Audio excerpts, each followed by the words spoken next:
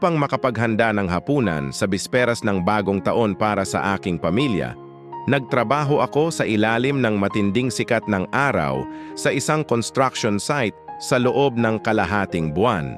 Ngunit habang pauwi na ako, ninakaw ang 5,000 pesos ko.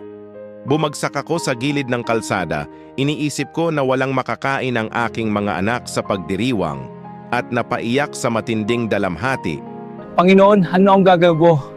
Ako sa buksong damdaang pantalma sa akin. Habang umiiyak ako sa kawalan ng pag-asa, may isang estranghero na lumapit. Pagkarinig sa kwento ko, iniabot niya sa akin ang 10,000 pesos at sinabi, Hindi kailanman pababayaan ng Panginoon ang mga nagtitiwala sa Kanya na magutom. Kunin mo ito at bumili ng masarap na pagkain para sa iyong pamilya. Happy New Year! Umagos ang mga luha ko. Alam kong siya ay isinugo ng Panginoon.